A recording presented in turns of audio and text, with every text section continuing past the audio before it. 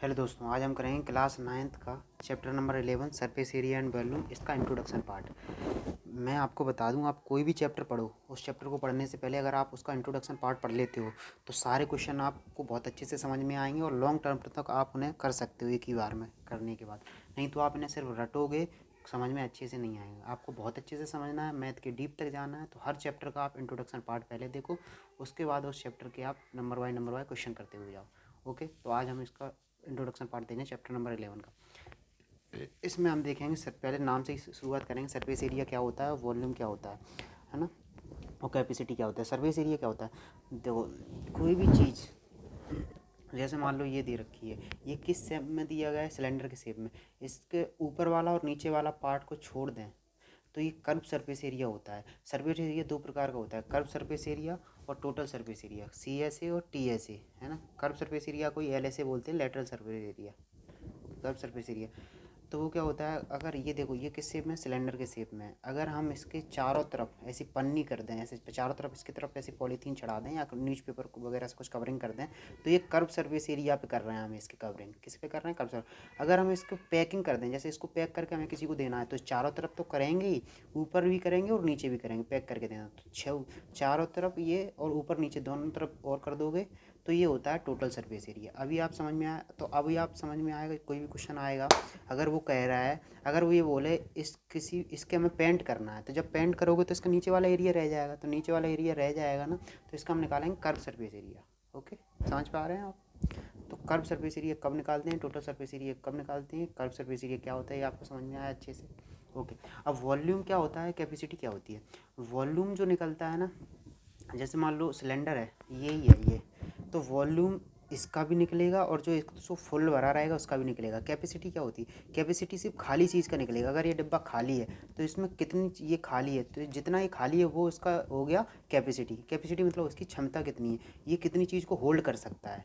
और समझ में आ रहा, अगर ये पूरा फुल भरा है, जैसे ये पूरा फुल भरा है, तो इसकी कैपेसिटी होगी 0। समझ पा रहे हैं। तो वॉल्यूम तो दोनों को निकलेगा, होलो हो चाहे सॉलिड हो, लेकिन कैपेसिटी सिर्फ उसको निकलेगी जिसका होलो, मतलब कितनी चीज़ वो अपने आप में रख सकता है। और कंप्लीट फुल भरा हुआ है, अगर ये कंप्लीट फुल भरा हुआ है तो इसकी कैपेसिटी 0 होगी।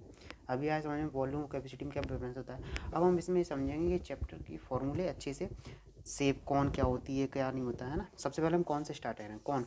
तो आपने सॉफ्टी कौन वगैरह ये खाई होगी, सॉफ्टी वो कौन के शेप में होती है ना, चाहे इसको उल्टा कर दो ऐसे, चाहे इसको ऐसा कर दो, ये कौन ही होगी।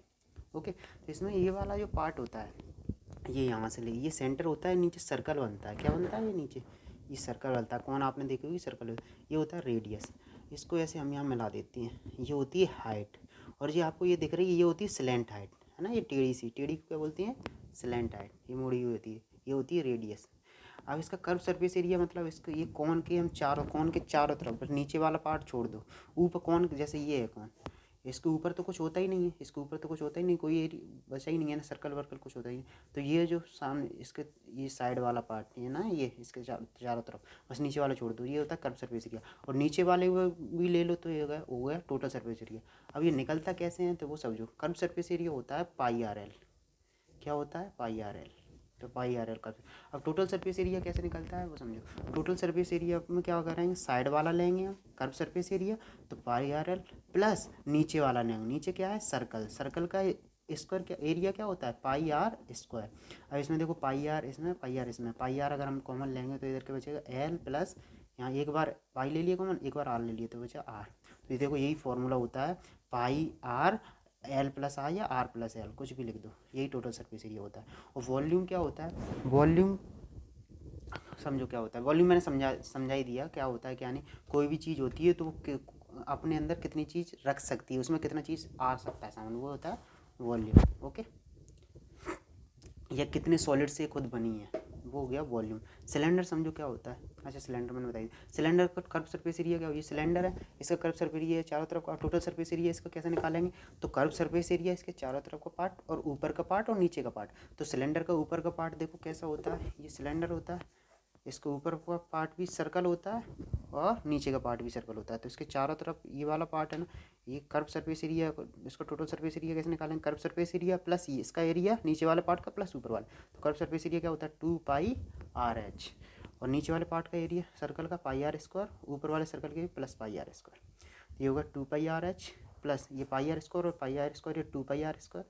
अब इसमें से हम कॉमन ले लें 2πr अगर हम कॉमन लेंगे इधर बचेगा h प्लस 2πr कॉमन ले लिए तो r बचा। तो टोटल सरफेस एरिया क्या हो गया 2πr, r प्लस h लिख दो या h प्लस r लिख दो। समझ में आ रहा है आपको ये कैसे बनते हैं फॉर्मूले? ओके, अब इसका वॉल्यूम क्या होता है पाई आर स्क्वायर एच।